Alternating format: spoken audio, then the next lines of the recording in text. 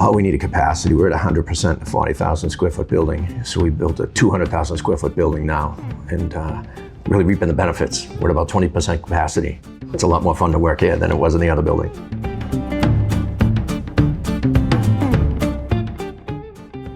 There's no book to read to get the answer to this, and I'm kind of learning as I go. But we have different types of manufacturing equipment because we have so many different items. So some we have stress-free lines, some we have roll lines, some have seeders, some don't have seeders. We have different weight ranges of equipment, and we have a lot more capacity floor space-wise out there for production equipment.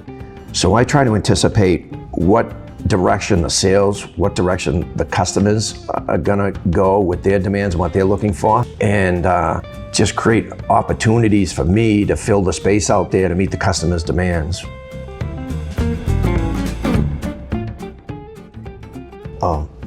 Big issue. Because especially with allergens, we use allergens here. Wheat, of course, one is soy. We use egg and cheese. So every night we have a crew come in and each machine has a dedicated person to clean that machine. And it's expensive to clean them and it takes a lot of time.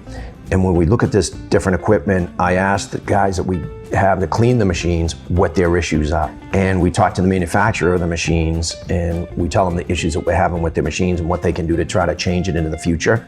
A lot of the dividing heads have really come a long way in design. We can clean them from one side. You don't have to go all the way around the machine. The throw hoppers are a lot easier to clean now. And we just have a new design out there now that we're gonna start putting online in 2 weeks. And we're pretty excited to see that, because the cleaning is a lot easier on that, on some of the older machines that we have. They run parallel with each other, where the guys who will do the sanitation on our machines at night are also required to write up maintenance slips, maintenance and repair slips.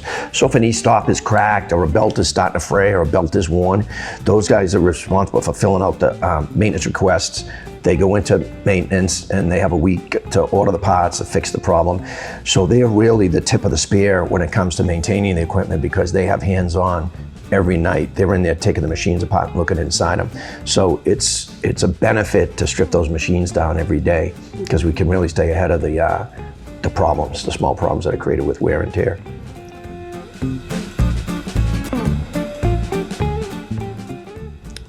Cost of menu items. We do a lot of food service, and the cost for restaurant operators there's a lot of pressure on them between the cost of labor, cost of ingredients, cost of government regulations, and it's driving up the cost of the product, the plate.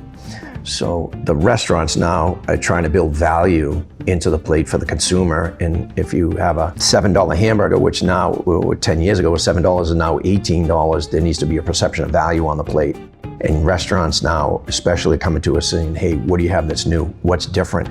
What can make me different than the guy next to me? And because of the price points they're getting, they're not necessarily turned away from higher pricing on the bread. My employees, it's probably the reason I did it. It's probably the reason I moved. When you're small and you're starting out, you hire people and you're trying to kick around, try to figure out what you are, what you're trying to do. Is this really something I'm gonna stay in? I really did it to service my own restaurants originally, but now it's turned into a much bigger facility. I have a lot of responsibilities to my employees, and a lot of the people who work for me are career people, and they've dedicated the career to my company, and I need to provide opportunities for them. And coming into the new facility and seeing the new offices and the new equipment and the new machines and how excited they are. They're in a beautiful building with great equipment and great potential, a lot of growth. It's really exciting. And to see them excitement on their face is really rewarding.